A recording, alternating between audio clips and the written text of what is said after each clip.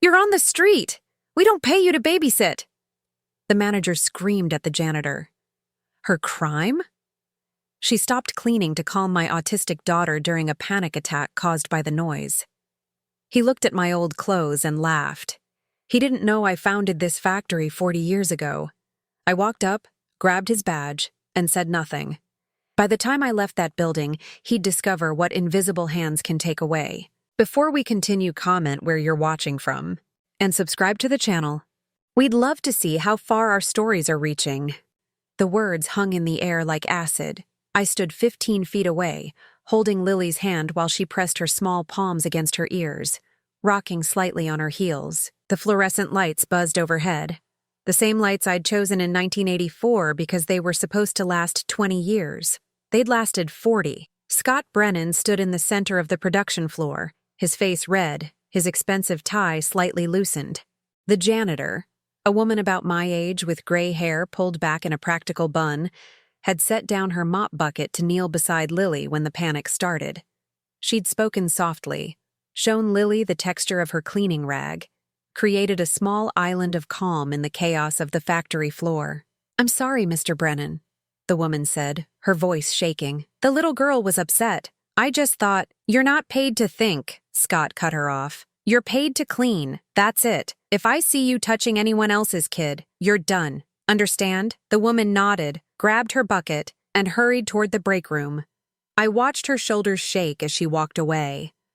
Lily's rocking had slowed, but her eyes were still wide, fixed on the industrial floor scrubber that had triggered the episode. The machine sat silent now, but the damage was done. Scott turned and noticed us for the first time. His eyes swept over me, my faded blue jacket from Goodwill, my practical sneakers with the worn soles, my gray hair that I cut myself to save the $30 a salon would charge. I saw the calculation in his face. Poor, old, irrelevant. "Can I help you?" he asked, but the tone suggested he'd prefer we disappear. "I used to work here," I said quietly, keeping my voice steady for Lily's sake. "Long time ago." Scott's laugh was sharp and dismissive. "Yeah? Doing what? Cleaning?" Something like that. He glanced at Lily, who was now tracing patterns on the concrete floor with her finger, her way of self-soothing. "Look, lady, I don't know how you got in here, but this is private property. You need to leave, and keep your kid under control." I felt Lily's hand tighten in mine. She understood more than people realized. The contempt in his voice, the cruelty. She absorbed all of it, even if she couldn't articulate the pain. "The janitor was helping," I said. "My daughter needed help." "Your daughter needs to not be on a factory floor during operating hours," Scott replied. "And that janitor needs to remember what she's paid for. This isn't a daycare." I could have told him then. Could have explained that the Hensley Manufacturing logo on his polo shirt was my maiden name, that I'd sewn the first version of that logo by hand while 7 months pregnant with my son Tom. Could have mentioned that the private property he was so eager to protect had been built with money I'd saved working 3 jobs after my father died and left me a crumbling machine shop in 1984. But I'd learned something in 68 years. People reveal themselves most completely when they think no one important is watching. "We'll go," I said instead. I guided Lily toward the exit, past the assembly lines where workers kept their eyes carefully averted. They'd seen Scott's temper before. Smart people made themselves invisible around him. As we reached the door, I glanced back. Scott had already forgotten us, was already shouting at someone about production quotas. The ID badge clipped to his belt caught the light. "Operations Manager," it read. Under that, in smaller letters, "Hensley Manufacturing, Esther, 1984. The year I'd cut the ribbon on this building with borrowed scissors and a prayer that the bank loan wouldn't destroy me. The year my husband Tom Sr. had stood beside me, his hand on my swollen belly, and promised that our children would inherit something real. Something built with integrity and care for the people who worked here. Tom Sr. had been dead for 3 years now. Heart attack at 67, sudden and complete. He'd died believing the factory was secure, that our children would be taken care of, that the workers he'd known by name would have jobs until they chose to retire. I wondered what he'd think of Scott Brennan. Lily and I walked to my car, a 2008 Honda Civic with 190,000 miles and a dent in the passenger door. I'd donated most of my nicer clothes after Tom died, keeping only what I needed. The rest had gone to a women's shelter downtown. The car was next on my list to replace, but every time I thought about it, I remembered women who needed bus fare more than I needed heated seats. Home? Lily signed, her small hands forming the simple gesture we'd practiced 1,000 times. Soon, I signed back. One stop first. I drove to Grace Morrison's neighborhood, parked outside the small house she'd pointed out to me 2 weeks ago when we'd run into each other at the grocery store.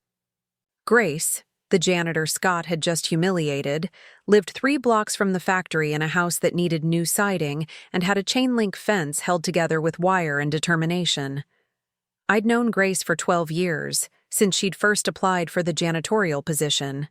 I'd interviewed her myself, had seen the quiet strength in her eyes when she explained that her husband had died in Iraq and she had a son who needed stability. I'd hired her on the spot, had made sure she got the health insurance that would cover her son's therapy for PTSD. I didn't go to the door. Not yet. Instead, I sat in my car and watched the house until Grace's old pickup truck pulled into the driveway. She got out slowly, her movements stiff. She was 58, too young to move like that. Scott Brennan had made her scrub the production floor on her hands and knees last month as punishment for missing a spot. I'd heard about it from Marcus Mason, the overnight supervisor who'd worked for me since 1987. Marcus was one of the few people in the factory who knew who I really was, who knew that Beverly Hensley, the owner who'd retired 5 years ago, still held controlling interest in the company, who knew that I'd stepped back to let my children run things because I'd believed, foolishly it turned out, that they understood what the factory meant, what it represented. Grace disappeared into her house. Through the window, I could see her moving in the kitchen, probably starting dinner for her son. She'd work until midnight tonight at her second job cleaning office buildings downtown, then be back at the factory at 6 tomorrow morning to do it all again. Scott Brennan made $140,000 a year, plus bonuses. Grace made $14 an hour. I pulled out my phone and opened the email app. Found the message I'd been avoiding for 3 weeks. It was from my daughter Claire, written 2 days after Tom's 40th birthday party. The party I'd skipped because something about the invitation had felt wrong, too formal, too carefully worded. "Mom," the email began, "we need to talk about your living situation. Tom and I are worried about you. The house is too big for one person, and we think it might be time to consider something more manageable. Maybe an apartment? Or assisted living? We found a really nice place in Scottsdale, near Aunt Patricia. She could check on you. We'd feel so much better knowing you were safe. Assisted living, at 68. Because I'd donated some clothes and drove an old car. I'd known then, reading that email, that something was shifting in my family, that my children were seeing me differently, but I hadn't understood why until today, until I'd stood in my own factory and been dismissed as irrelevant by a man who wouldn't have a job without me. My phone buzzed. A text from my sister Patricia in Arizona. "Did you think about what I said? The offer on your shares is generous. You'd never have to worry about money again." Patricia, 7 years younger than me, bitter for 40 of those years because our father had left the machine shop to me instead of splitting it between us. Never mind that she'd moved to California at 22 and hadn't looked back. Never mind that I'd been the one working 60-hour weeks trying to keep the business alive while she was getting her MSIS degree at UCLA. The offer Patricia mentioned had come through a corporate acquisition firm 3 months ago. They wanted to buy Hensley Manufacturing, turn it into a distribution center for imported goods, lay off 90% of the workforce. The offer was for $3, $2 million, generous by some standards. An insult by mine. I'd said no, had told them the company wasn't for sale, had assumed that was the end of it. But Patricia had kept pushing, had called every week with new arguments about financial security and smart business decisions, had mentioned, casually, that Claire and Tom thought it was a good idea, that they worried about me managing such a big responsibility at my age, as if 68 meant incompetent, as if the woman who'd built a $15 million company from a failing machine shop somehow couldn't handle basic financial decisions anymore. I deleted Patricia's text without responding, started the car. Lily was humming softly in the back seat, her fingers still tracing invisible patterns. She'd be okay. The panic attack had passed, but something else was building. Something I'd been pushing down for months, maybe years. The realization that the people I'd sacrificed everything for, my children, my sister, my own comfort, saw me as a problem to be managed, an inconvenience, an obstacle between them and something they wanted more than they wanted me. I thought about Scott Brennan's face when he'd looked at me, the contempt, the certainty that I didn't matter. And I thought about the badge on his belt, the one that identified him as management in my factory. My phone buzzed again. Another text. This time from an unknown number. You don't belong there anymore. Sign the papers or Claire loses everything. This is your last warning. My hands tightened on the steering wheel. Lily had stopped humming. In the rearview mirror, I saw her watching me with those dark, knowing eyes. She couldn't speak, but she understood. She always understood. I put the car in gear and pulled away from Grace's house. As I drove, I mentally calculated what I knew. Scott Brennan had been hired 3 years ago, brought in by Tom Jr., who'd convinced me the company needed fresh management perspective. Patricia had started calling about selling my shares around the same time. Claire had begun mentioning assisted living 6 months ago. The pattern was there. I just hadn't wanted to see it. But now I did. Now I understood that the humiliation I'd witnessed today, Scott screaming at Grace, dismissing Lily's needs, treating me like trash, wasn't random cruelty. It was part of something bigger, something that had been building while I'd been busy grieving Tom Sr., trying to give my children space to grow, believing that stepping back was the generous thing to do. Tomorrow, I'd start asking questions. Marcus would help. He always had. And I'd find out exactly what was happening in my factory, to my workers, to the legacy Tom Sr. and I had spent 40 years building. But tonight, I'd take Lily home, make her dinner, help her with the bedtime routine that kept her world stable and safe. Because whatever was coming, I needed to be ready. And I needed to remember who I was before Scott Brennan and my own family had decided I was nothing. I was Beverly Hensley. I'd built something from nothing while pregnant and poor and exhausted. I'd survived my father's death, a recession, 3 bank loans that nearly bankrupted me, and the loss of the man I'd loved for 42 years. I could survive this too. And when I was done, everyone who'd underestimated me would understand exactly what invisible hands could accomplish when they finally decided to reach out and take something back. Marcus Mason called at 6 the next morning. I was already awake, had been since 4, sitting at my kitchen table with Tom Sr. His old business ledgers spread in front of me, numbers I'd memorized years ago but needed to see again, to ground myself in what was real. "Beverly," Marcus said without preamble. "We need to talk, not on the phone. The diner on Woodward? 20 minutes. I made it in 15.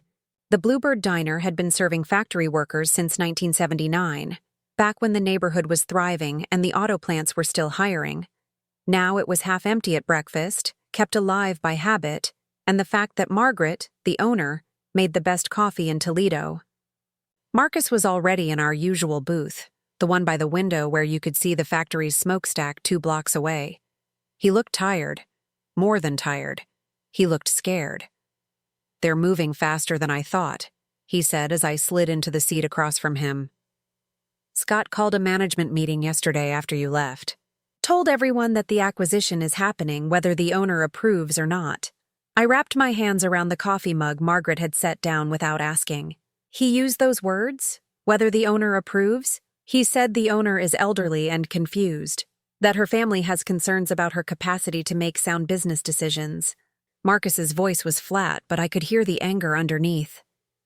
"He said there's paperwork being filed to establish a conservatorship." The coffee suddenly tasted like metal. "A conservatorship, to declare me incompetent. He didn't mention you by name, but everyone in that room knew who he meant." Marcus pulled a folded paper from his jacket pocket. He handed these out. Severance packages. Said anyone who's worked there more than 15 years should consider taking early retirement before the new ownership brings in their own people. I unfolded the paper. The numbers were insulting. 2 weeks' pay per year of service, capped at 26 weeks. Marcus had been there 38 years. Under those terms, he'd get 6 months' salary and a handshake. When did Tom hire him? I asked, though I knew the answer. I just needed to hear Marcus say it. 3 years ago. Right after your husband passed. Marcus looked out the window. Tom Jr. said the company needed professional management. That family businesses couldn't compete without corporate structure. Scott came from some big manufacturing firm in Chicago, had all the right credentials, and all the wrong instincts. He started small, Marcus continued, little changes. Made the janitors switch to cheaper cleaning supplies, cut the holiday bonuses, eliminated the scholarship fund for workers' kids. Each time, Tom Jr. backed him up, said it was about efficiency, about staying competitive. The scholarship fund. I'd started that in 1991 after one of our machinists, Roberto, told me his daughter couldn't afford community college. We'd sent 37 kids to school over the years. 5 had come back to work for us. 3 were still there. What about Claire? I asked. Has she been involved? Marcus hesitated. She comes to the quarterly board meetings. Votes with Tom on everything. But Beverly, I don't think she knows what's really happening. She seems, he paused, choosing words carefully. She seems to think they're protecting you, keeping business stress away from you while you grieve, protecting me, by systematically dismantling everything Tom Sr. and I had built, by preparing to declare me incompetent so they could sell the company out from under me. My phone buzzed. A text from Patricia. Claire called me. She's worried about you. Said you showed up at the factory yesterday looking confused. This is exactly what we've been trying to tell you. You need help, Bev. Please let us help you. I showed the text to Marcus. His jaw tightened. Scott talked to Claire last night, he said. I heard about it from Sandra in HR. He told Claire you'd been wandering around the factory in old clothes, talking to yourself. Said he was concerned for your safety. The rage was cold and precise. Scott had weaponized my presence. Had taken the moment when I'd stood watching my own factory and transformed it into evidence of confusion. And Claire, my daughter, who I'd taught to question, to verify, to think critically, had believed him. There's more, Marcus said. Scott's been in contact with your sister. I've seen the emails. He CC'd me by accident last month, and then recalled the message, but I'd already read it. He was updating her on progress. Said the timeline was moving faster than expected. Patricia and Scott, working together. Which meant this wasn't just about Scott's ambition or Tom's misguided ideas about corporate management. This was coordinated, planned. How long have they been planning this? I asked. At least a year? Maybe longer. Marcus pulled out his phone, scrolled through screenshots. Scott's been documenting everything. Every time a machine breaks down, he photographs it. Every time there's a production delay, he writes a report about outdated equipment and management failures. He's been building a case that the company is failing under current leadership. But it's not failing. We had our best quarter in 5 years last spring. The numbers say that, but Scott's been creative with his reports. He emphasizes problems, minimizes successes, makes it look like we're barely surviving. Marcus zoomed in on one image, a maintenance report dated 3 weeks ago. This is about the hydraulic press in Bay 3. Scott wrote that it's breaking down constantly due to poor maintenance planning, but I checked the logs. That press has been serviced on schedule every month for 2 years. The breakdown he mentioned was a 15-minute recalibration. I thought about the email Claire had sent, the one about assisted living near Patricia, the careful wording about my living situation. Not my health, not my safety, my living situation. As if the problem was where I lived, not whether I was capable. They want me in Arizona, I said slowly, near Patricia, where she can monitor me, where I'm far from the factory and the people who know the truth. Makes sense, Marcus agreed. Once you're in Scottsdale, it's easier to argue you're not competent to manage operations. You're not here. You're not involved. Eventually, they petition for conservatorship. Tom or Patricia becomes your conservator, and they make the decision to sell. Margaret refilled our coffee. She didn't ask questions. In 40 years of serving factory workers, she'd learned when to leave people alone. I need to see the financial records, I said. The real ones, not the summary reports Tom sends me every quarter. Scott keeps everything locked down. Digital files, password protected, paper files in his office. Marcus hesitated. But Sandra in HR still likes you. She might help. No, I shook my head. I won't put Sandra at risk. Scott would fire her the moment he found out. Then how do you get access? I thought about the anonymous text from yesterday. Sign the papers or Claire loses everything. The threat had seemed random at the time. Now it made sense.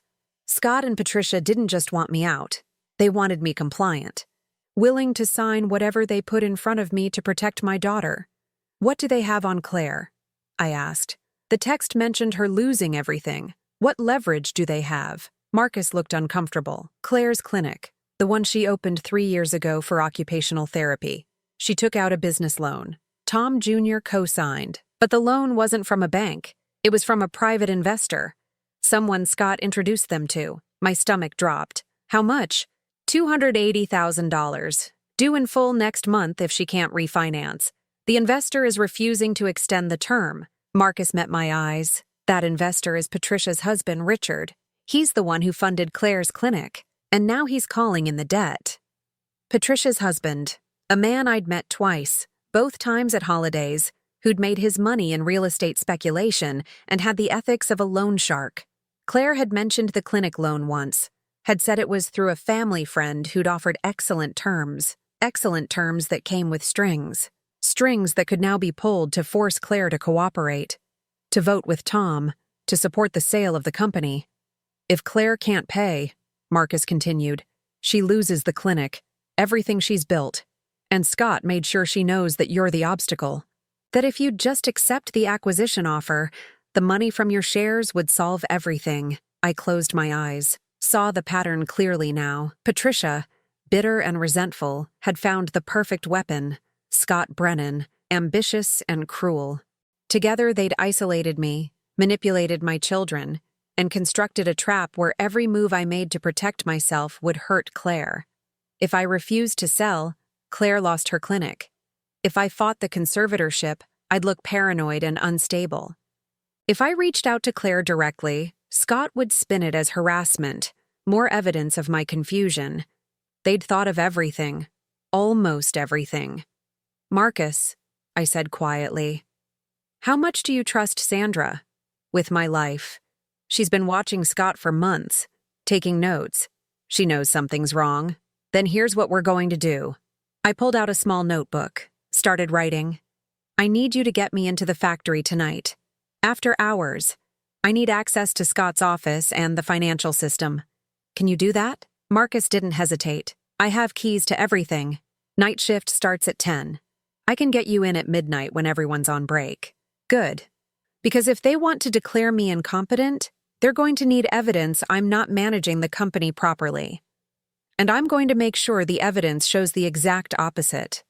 You're going after the real financial records. I'm going after everything. Scott's emails, Patricia's communication with him, the fake maintenance reports, Tom Jr.'s involvement, all of it. I met Marcus's eyes.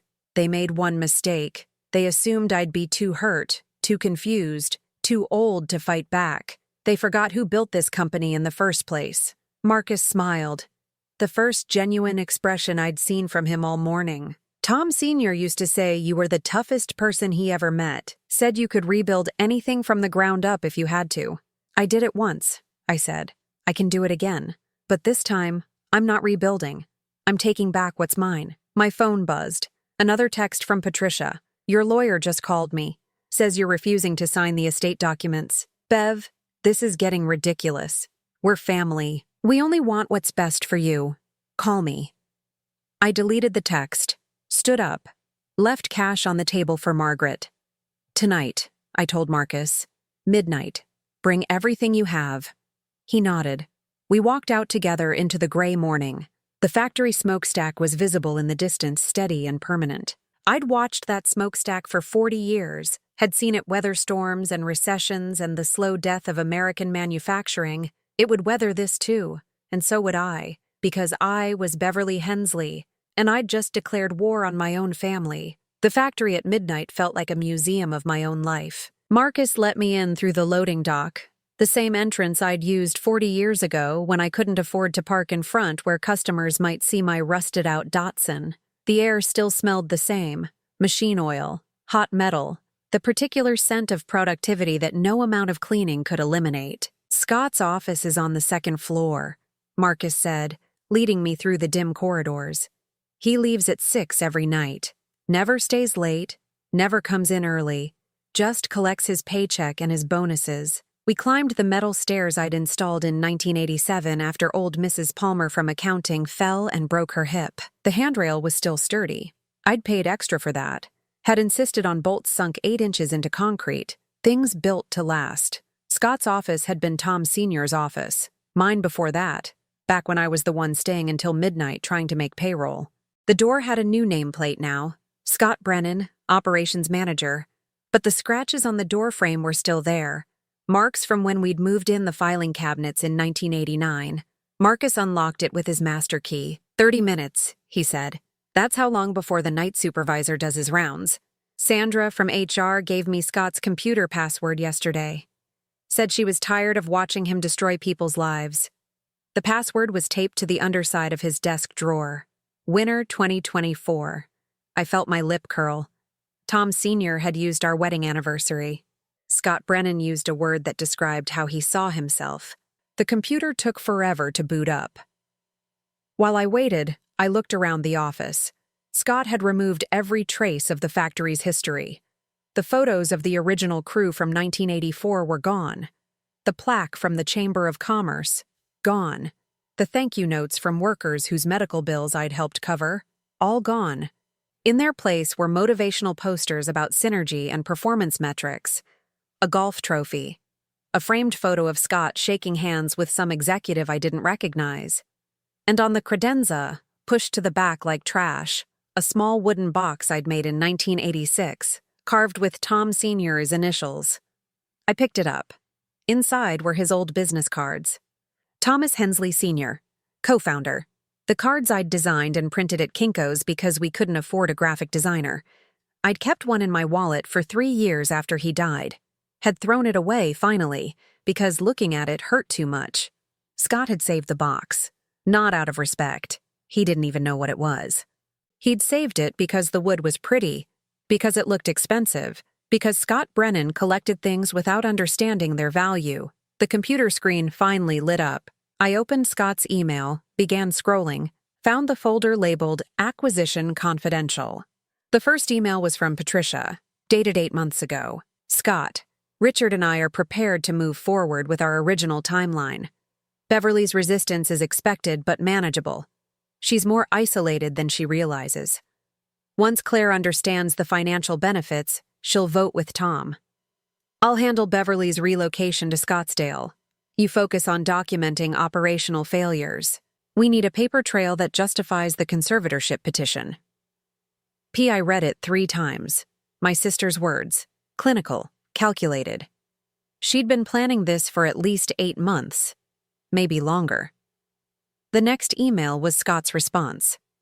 Patricia. Documentation is extensive. I've created maintenance reports showing equipment failures, safety violations, and management incompetence. Tom Jr. has reviewed everything and agrees this is necessary to protect the family assets. Claire remains our weak link. She's sentimental about her mother, but the clinic debt gives us leverage. Once she understands Beverly's stubbornness is costing her everything, she'll cooperate. The factory workers are irrelevant. Most will be terminated within 90 days of acquisition. Severance packages are designed to minimize legal exposure. SB. The factory workers are irrelevant. I thought about Roberto, whose daughter we'd sent to college. About Grace, scrubbing floors to pay for her son's therapy. About Marcus, loyal for 38 years. Irrelevant. I kept reading. Found emails between Scott and Tom Jr. discussing mother's declining capacity. Found falsified financial reports showing the company losing money when we'd actually turned a profit. Found a draft conservatorship petition, already prepared, just waiting for signatures. And then I found the email that made my hands shake. It was from Tom Jr. to Scott. Dated 3 weeks ago. Scott. I spoke with Mom yesterday about the Arizona move. She's refusing to discuss it. I think we need to accelerate the timeline. Claire saw her at the factory last week looking confused. Mom claimed she was just visiting, but she didn't recognize the new security guard and seemed disoriented. I'm starting to think the conservatorship isn't just about the business, it's about keeping her safe. Maybe Dad was right to worry about her managing alone. Can we move the petition date up? Tom Claire saw her at the factory looking confused. That was the day with Lily, the day Scott had screamed at Grace, the day I'd stood in my own factory and been treated like garbage. Tom thought I'd been confused, disoriented. He genuinely believed I was losing my grip on reality. Because Scott had told him, because Patricia had told him, because they'd spent months planting seeds of doubt, and my own son had let those seeds grow into certainty that his mother was incompetent. Beverly, Marcus's voice came from the doorway. We need to go. Supervisor's coming early. I grabbed a flash drive from Scott's desk drawer, copied everything, the emails, the falsified reports, the conservatorship petition, all of it. As we hurried down the stairs, I heard voices, the night supervisor and someone else. We ducked into the break room, waited in the dark while footsteps passed. The break room still had the same bulletin board I'd installed in 1990, but the notices had changed. Where there used to be photos of employee birthdays and safety awards, now there were just corporate memos, productivity targets, attendance policies, a notice about the new severance package program, and tucked in the corner, almost hidden, a handwritten note. I recognized the handwriting, Grace's. If anyone knows where Mrs. Hensley is, please tell her we need her. Things are getting bad. Gee. I pulled out my phone, took a photo of the note. Then we slipped out while the supervisor was checking the production floor. Marcus walked me to my car. What did you find? Everything. I showed him the flash drive. Emails between Scott and Patricia. Tom's involvement. The whole conspiracy. What are you going to do? That was the question. I had evidence of their plot, but using it meant destroying my relationship with Tom, possibly with Claire. It meant exposing Patricia's cruelty and my son's complicity. It meant admitting that my own family had seen me as an obstacle to be removed. I don't know yet, I admitted, but I need to talk to Grace first. Grace, the janitor? She left me a note. She knows something's wrong. I looked up at the factory, at the windows of Scott's office where the lights were now off. And she's the only person who tried to help Lily when she needed it. That means something. I drove to Grace's house. It was almost 1 a.m, but her lights were on. I could see movement through the kitchen window. I knocked softly. Grace opened the door, still in her work uniform from her second job. Her eyes widened when she saw me. Mrs. Hensley, is everything okay? Can I come in? I need to talk to you. She stepped aside. The house was small, clean, filled with the kind of furniture you bought at yard sales and made last through sheer determination. On the wall were photos. Grace's late husband in military dress, her son as a child, recent pictures of her son looking older, harder, marked by whatever he'd seen overseas. I saw your note, I said. At the factory. You said things are getting bad. Grace's face crumpled slightly. She led me to the kitchen table, poured coffee from a pot that looked like it had been sitting since dinner. Mr. Brennan fired 3 people last week, good people who'd been there for years. Said it was budget cuts, but everyone knows he's clearing out anyone who might resist the acquisition. He's planning to fire almost everyone. We know. Marcus told us. Grace wrapped her hands around her coffee mug. Mrs. Hensley, I don't understand what happened. When you and Mr. Hensley ran things, we were family. Now we're just numbers on a spreadsheet. And your son, she stopped, looked uncomfortable. What about my son? He came through last month. I tried to tell him about the problems, about how Mr. Brennan treats people. He said I should take it up with management, like he wasn't management himself. Grace met my eyes. You need to come back. You need to fix this. I'm trying, but it's complicated. I saw you yesterday, with your granddaughter. Mr. Brennan was awful to you. Grace's voice got quieter. I wanted to say something, to tell him who you were, but I was afraid I'd lose my job. I'm sorry. Don't apologize. You were protecting yourself. I pulled out my phone, showed her the photo of the email about irrelevant workers. This is what Scott really thinks of everyone at that factory, including you. Grace read it, her face hardening. He's going to fire all of us and not feel a thing about it. Not if I can stop him, but I need help. I need people who know what's really happening inside that factory, who can document it, who can stand up when the time comes. What do you need me to do? I thought about the flash drive in my pocket, the evidence I'd collected, the choice I'd have to make about exposing my own family. I need you to keep working, keep watching, and when I'm ready to make my move, I need you to be willing to testify about what you've seen. Testify? Like in court? Maybe. Or maybe just in front of people who need to hear the truth. I hesitated.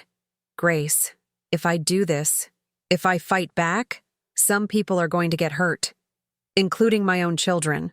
Are you okay with that? Grace looked at the photos on her wall. Her husband who'd died serving his country. Her son who'd come back broken. Mrs. Hensley, I've spent 12 years cleaning floors in that factory. I've scrubbed blood off the concrete when someone got hurt.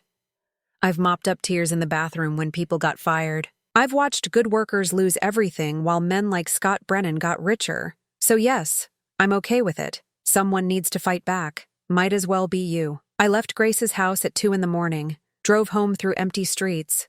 Found Lily asleep in Claire's guest room. Claire had offered to watch her for the night when I said I had an appointment.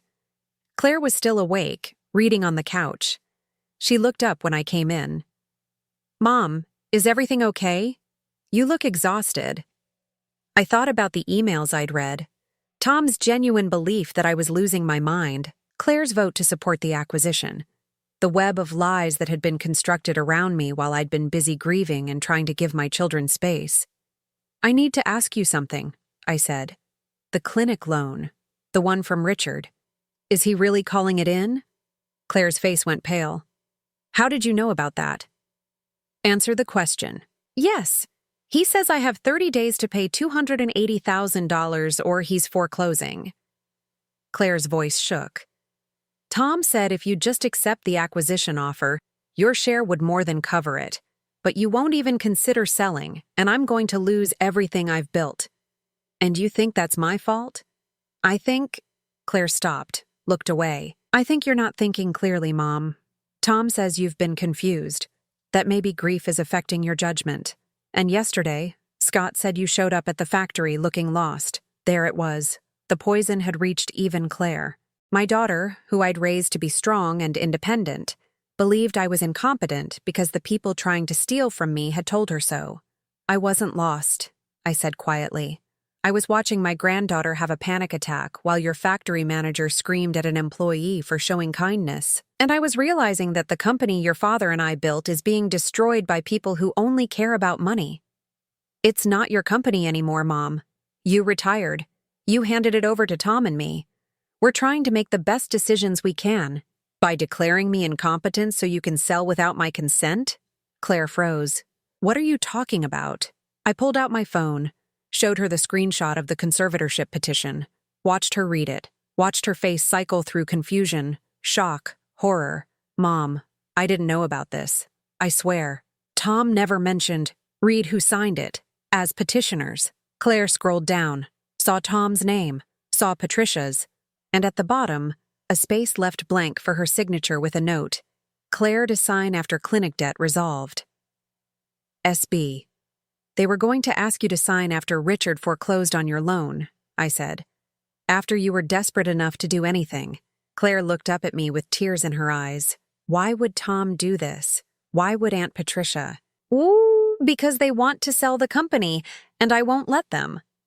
I took my phone back. The question is, what are you going to do now that you know? But I didn't wait for her answer. I went to check on Lily, found her sleeping peacefully, and for the first time in 3 days, I felt something other than rage and grief. I felt clarity. Claire called Tom at 3 a.m. I listened from the hallway outside her bedroom, heard her voice rise from disbelief to fury as she confronted him about the conservatorship petition. You were going to have our mother declared incompetent? Without even telling me? A pause. I don't care what Scott said. I don't care what Aunt Patricia told you. Mom is not confused. She's not losing her mind. She's... Another pause, longer this time. No, I'm not signing anything. Tom? What happened to you? She hung up, came out and found me standing in the hallway. Her eyes were red. He says it's for your own good, that you're not capable of understanding the financial complexity anymore. That Patricia has been worried about you for months. Claire's voice broke. He actually believes it, Mom. He really thinks you need to be protected from yourself. I know. How long have you known? About the conservatorship? Since yesterday? About the rest? I've been suspicious for months. Since Patricia started calling about Arizona. Since you mentioned assisted living. I touched her shoulder gently. They've been very careful, very systematic. What are we going to do? The we settled something in my chest. Claire was choosing me. Despite the debt, despite Tom's manipulation, despite everything Scott and Patricia had constructed, she was choosing truth over convenience. We're going to fight back, I said. But first, I need you to do something difficult. I need you to pretend you're still considering signing the petition. Can you do that? Claire wiped her eyes. You want me to lie to Tom? I want you to buy us time. If Tom thinks you're wavering, he won't push the legal proceedings forward yet. He'll wait, try to convince you, and while he's waiting, we'll be gathering more evidence. Evidence of what? I showed her the flash drive, explained what I'd found in Scott's office. The falsified reports, the emails with Patricia, the plan to fire 90% of the workforce. Claire's face went from shocked to sick to angry as she absorbed it all. Tom knows about the layoffs? He helped Scott plan them, reviewed the severance packages, made sure they were legally adequate while being financially inadequate. I pulled up one email, showed her. Your brother stopped seeing workers as people. He started seeing them as line items on a budget. Dad would be devastated. Your father is devastated, wherever he is. I put the flash drive back in my pocket. But we can fix this. We can save the company and the workers. We just need to be smarter than they are. Over the next week, Claire and I became conspirators. She went to board meetings, voted with Tom like nothing had changed, while secretly recording every conversation. She had dinner with Patricia, listened to her aunt explain why the Arizona move was best for everyone, and documented every lie. Meanwhile, I recruited my own team.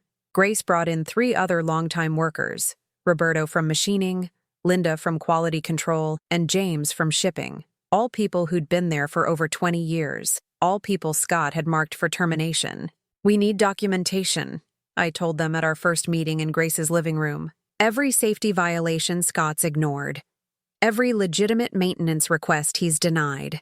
Every policy change that put profits over people. Can you do that? They could. Within 3 days, I had a file 2 inches thick. Photos of broken equipment that Scott claimed was operational. Emails where he'd overruled safety concerns to meet production deadlines. Testimony from workers who'd been injured because proper procedures weren't followed. But the evidence that mattered most came from Sandra in HR. She knocked on my door late one evening, looking terrified and determined in equal measure. Mrs. Hensley, I need to show you something. But if Scott finds out I came here, I'm fired. Come in. Sandra pulled out a folder. Inside were personnel files, but not the official ones kept in HR. These were the real files, the ones Scott kept in his locked cabinet. He's been building cases against people, Sandra explained. Making up performance issues, documenting minor mistakes as major violations. He's creating paper trails to justify firing people without proper severance. And he's been doing it for 18 months. I flipped through the files, found Grace's. Scott had documented 12 infractions in the past year, arriving 3 minutes late, taking an extended bathroom break, leaving cleaning supplies in the wrong location. None of them were actual violations. All of them were fabricated pretexts for termination. Why are you showing me this? I asked Sandra. Because my file's in there too. Because he's planning to fire me next month. Because I've watched good people lose their jobs while that man gets richer, and I'm done being complicit. Sandra's hands were shaking. I've worked at Hensley Manufacturing for 16 years. I remember when you and Mr. Hensley actually cared about employees. I want that back. How many people has he already fired using these fake files? 14. In the past year alone, all of them over 50. all of them long-term employees who would have been expensive to lay off properly. Sandra pulled out another document. And this is the list of who's next. 43 names. He's planning to terminate them all within 60 days of the acquisition. I recognized every name on that list. People who'd been at my wedding. People whose children I'd sent to college. People who'd worked through recessions and plant closings because they believed Hensley Manufacturing was different. Sandra, I need copies of everything in that cabinet. Can you get them? I already did. She handed me a flash drive. Everything's on here. Every fake file, every manufactured violation, every email where Scott discussed his workforce optimization strategy. It's all there. After Sandra left, I sat at my kitchen table with 2 flash drives, one from Scott's office, one from Sandra's. Between them, I had enough evidence to destroy Scott Brennan's career and expose Patricia and Tom's conspiracy. But I also had something else. An idea forming, a way to win that didn't just defeat them but actually fix the damage they'd done. I called Marcus. How many people at the factory would walk out if I asked them to? What are you thinking? I'm thinking that Scott Brennan forgot something important about manufacturing.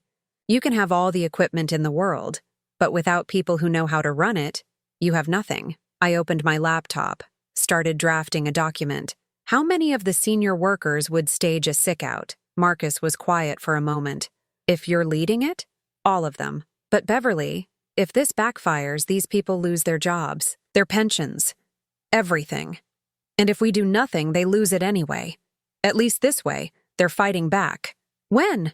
3 days. Scott has a meeting scheduled with the acquisition firm. They're coming to tour the facility, see the operation in action. But what they're going to see is an empty factory and a manager who can't deliver what he promised. I spent the next 2 days preparing. Claire continued playing her role, convinced Tom she was coming around on the conservatorship while secretly helping me coordinate the walkout. Grace spread the word among the workers. Sandra prepared documentation showing that the walkout was in response to legitimate safety concerns Scott had ignored for months. The night before the walkout, Patricia called. Beverly, we need to talk about your stubbornness. Her voice had that particular edge I remembered from childhood, the one she used when she was about to get mean. Tom tells me Claire is willing to sign the petition. You're isolated now. Just sign the papers and accept the inevitable. Patricia, can I ask you something? When did you start hating me? Silence on the other end. Was it when Dad left me the business? Or before that? Was it when I got married and you didn't?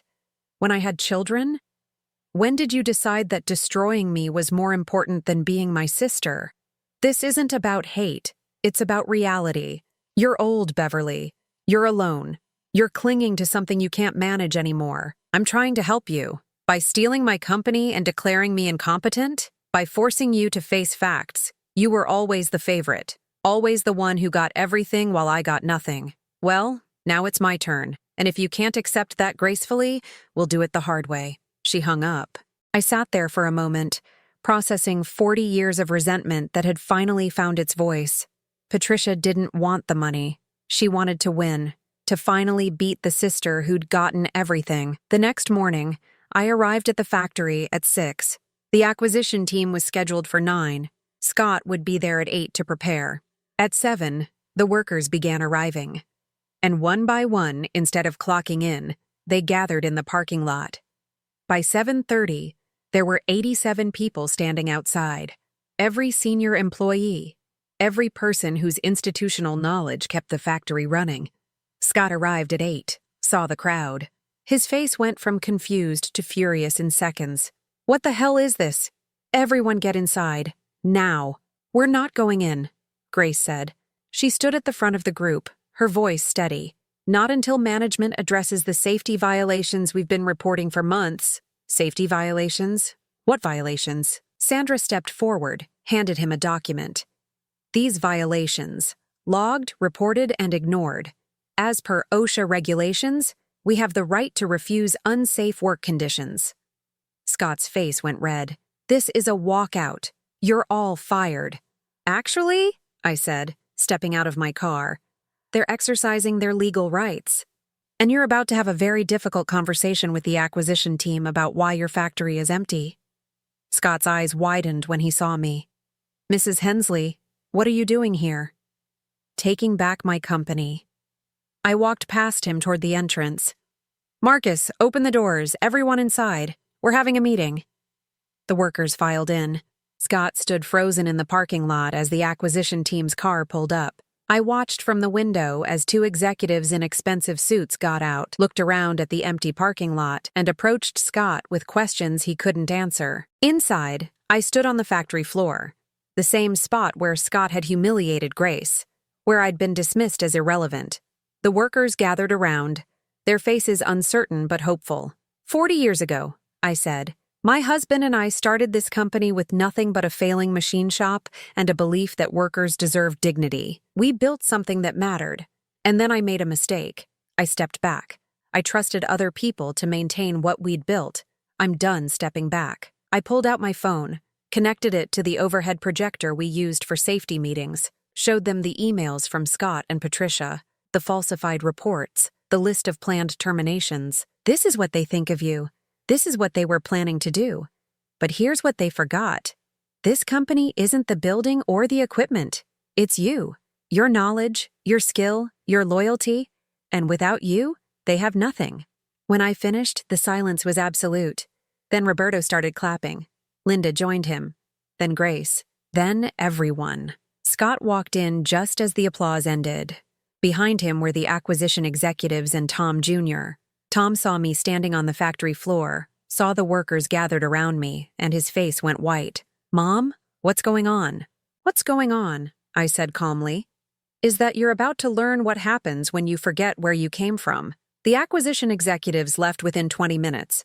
I watched from Scott's office window as they drove away, their body language making it clear they wanted nothing to do with the factory in revolt.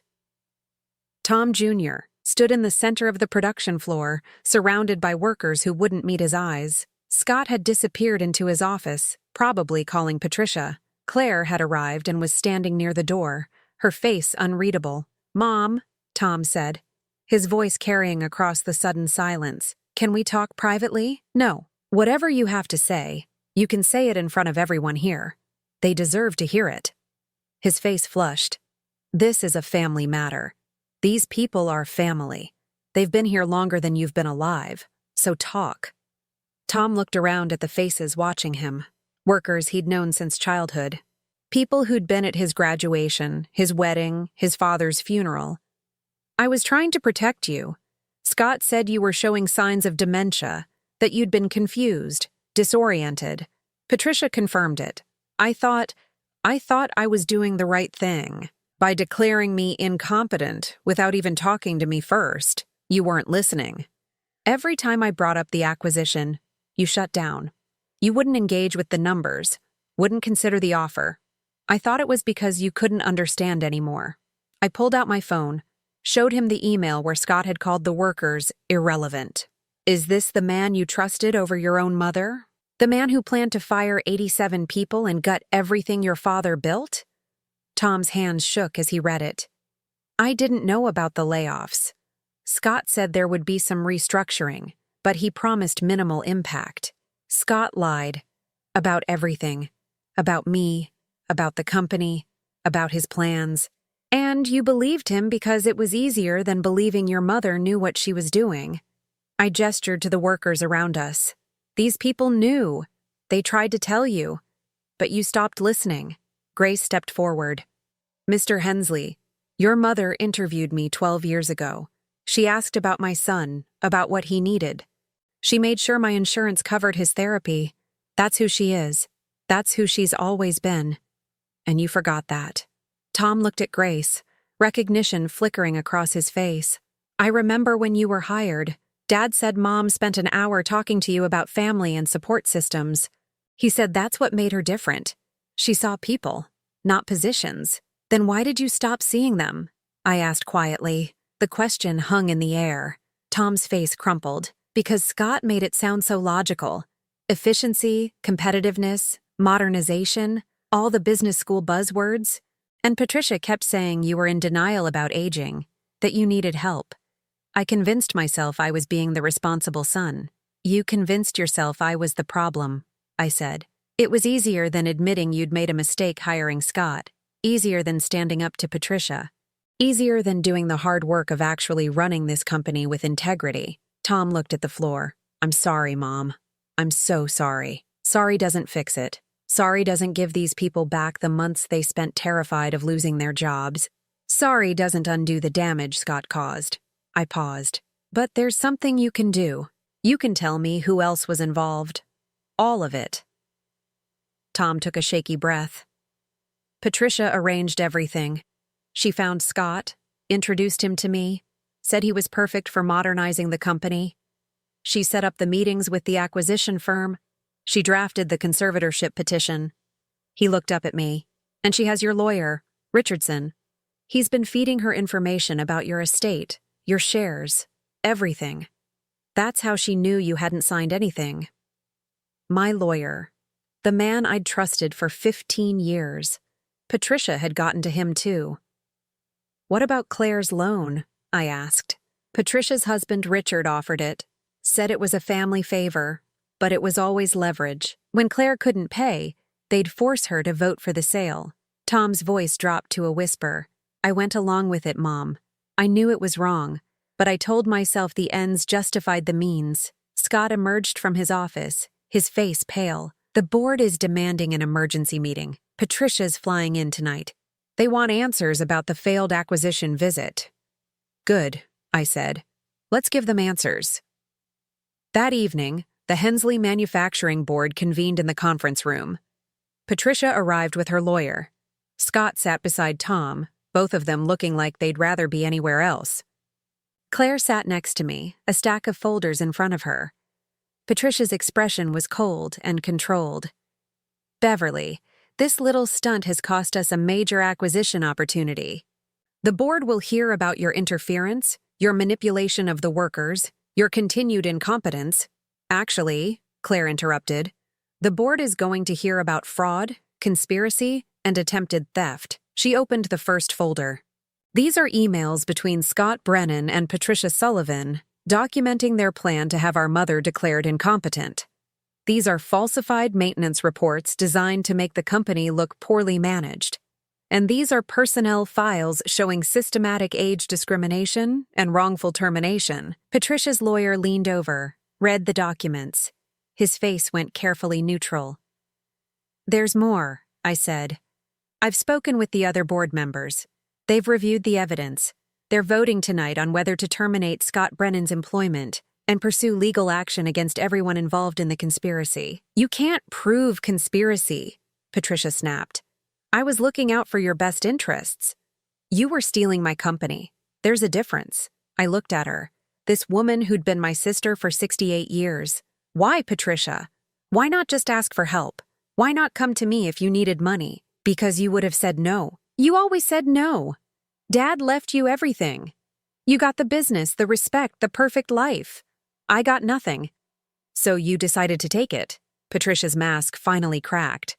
Yes, because you didn't deserve it. You got lucky, Beverly. You married well. Dad liked you better. Everything fell into your lap. Well, I was tired of watching you have everything while I had to fight for scraps. The words hung there. 40 years of resentment distilled into one bitter confession. The vote was unanimous. Scott was terminated immediately, escorted from the building by security. Patricia's seat on the board was revoked. Tom was placed on probation, stripped of his decision-making authority pending a full review. After everyone left, Tom approached me. His eyes were red. What happens now? Now you decide who you want to be, I said. The man who conspired against his mother, or the man your father raised you to be. But that's your choice, not mine. I want to fix this. Tell me how. I looked at my son, saw the boy who'd helped me paint the factory walls when he was 12, the young man who'd stood at his father's funeral and promised to honor his legacy. Somewhere inside him, that person still existed. Start by learning what this company really is. Work the floor. Learn the machines. Know the workers' names and their stories. Prove you understand what matters. I touched his shoulder. And Tom? Next time someone tells you your mother's incompetent, maybe actually talk to your mother first. He nodded, unable to speak. As I drove home that night, my phone buzzed. A text from Grace. "Thank you for fighting for us." Gee, I smiled. Sent back. "Thank you for believing it was worth fighting for." Tomorrow, there would be more work. Legal proceedings against Scott, severing ties with Patricia permanently, rebuilding trust with workers who'd been terrorized. But tonight, I'd won something back. Not just my company, my dignity. 6 months later, I stood at the front of the factory during the morning shift change. The workers gathered around, coffee in hand, curious about the announcement I'd promised. Scott Brennan had been blacklisted from manufacturing, his references destroyed, his LinkedIn profile a graveyard of unanswered messages. He'd moved to Florida, taken a job selling insurance. I heard he was struggling. I felt nothing about it.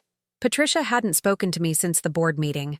She'd filed suit claiming emotional distress, but her lawyer withdrew after seeing the evidence. Richard had forgiven Claire's loan, probably afraid I'd expose his predatory lending practices. They'd moved to Phoenix. I didn't miss them. "I have 3 announcements," I told the assembled workers. "First, effective immediately, Grace Morrison is promoted to Human Resources Director. Her first task is implementing the new employee protection policies to make sure what Scott did never happens again." Applause rippled through the crowd. Grace stood near the front, tears in her eyes. Her son stood beside her. He'd started working in shipping last month, finding purpose in honest labor after years of struggling with PTSD. Second, we're reinstating the scholarship fund, and we're expanding it. Every employee's child who wants higher education will get support. No exceptions, no limits. More applause. I saw Roberto wiping his eyes. His granddaughter would start community college in the fall. Third, I'm announcing my succession plan. The room went quiet. In 5 years, I'll transfer majority control of Hensley Manufacturing to a trust managed by senior employees and Claire Hensley jointly. This company will never again be vulnerable to takeover or family politics. It belongs to the people who make it work. The silence broke into something bigger than applause. It was relief, gratitude, hope. After the meeting, Claire found me in my office. "Are you sure about this? Giving up control?" "I'm not giving it up. I'm ensuring it goes where it belongs." I looked out the window at the factory floor. "Your father and I built this because we believed workers deserved dignity. Not charity, dignity. The chance to build something meaningful with their own hands. I won't let that die with me." What about Tom? Tom had spent 6 months working the production line, learning machines, building calluses, eating lunch with people he'd once seen as line items. He was different now, humbler, more present. "Tom can earn his way back," I said, "but he needs to prove he understands what this place really is. Not a profit center, a community." Claire hugged me. Dad would be proud.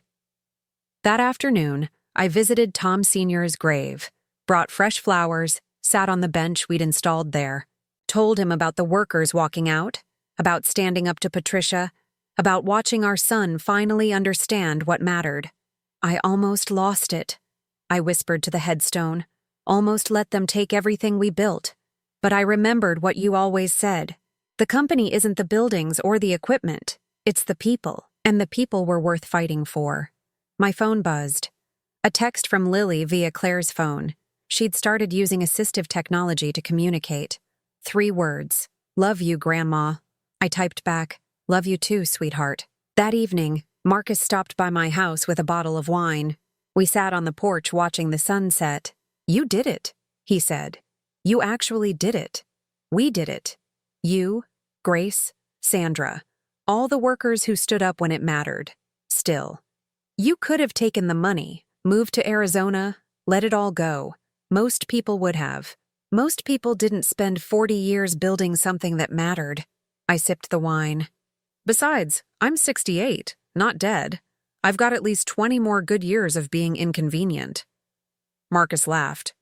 "Tom came to me yesterday, asked if I'd teach him about the hydraulic systems, said he wanted to understand every machine in the building." "What did you tell him?" "I told him it would take 2 years minimum. He said he had time." Marcus smiled. "He's trying, Beverly. Really trying. I know, and that's enough for now." A week later, Richardson, my former lawyer, was disbarred for ethics violations. Turned out Patricia wasn't his only client he'd betrayed for the right price. I felt satisfied about that one. The factory hit record production that quarter. Turns out when workers feel valued, they work harder. Scott's efficiency models had never accounted for morale. I started teaching a class at the community college, business ethics and family dynamics. Enrollment was surprisingly high. Apparently, lots of people had stories about family members trying to declare them incompetent. On Lily's 10th birthday, I took her to the factory, showed her the machines, introduced her to Grace and Marcus and Roberto. She touched everything, absorbed every texture and sound. Then she signed, "You built this?" "Your grandfather and I built it together," I signed back. "Someday, maybe you'll build something too." She smiled, and that smile was worth more than any acquisition offer. That night, Claire, Tom, and I had dinner at my house. First family meal in 8 months. It was awkward at first. Too many wounds still healing. But when Lily showed Tom her drawings of the factory machines, something softened in him. "I'm sorry, Mom," he said for the 100th time. "For believing Patricia. For not trusting you." "I know. But Tom, sorry isn't enough. You have to be different. You have to remember that the people at that factory aren't resources to be managed. They're human beings who deserve respect."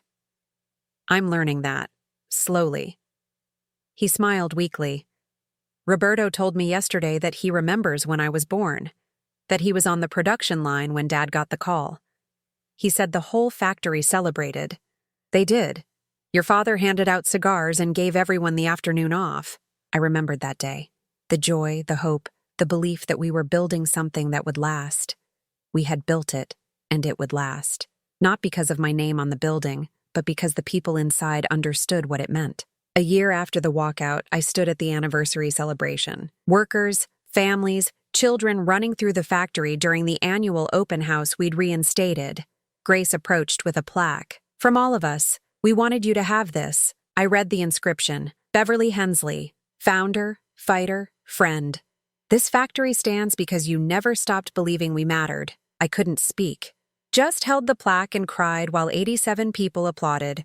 That night, alone in my house, I put the plaque on the mantel next to Tom Sr.'s photo. Thought about the woman I'd been a year ago, dismissed, invisible, treated like an obstacle, and thought about the woman I was now, scarred but standing, tired but triumphant. I'd taken back what was mine.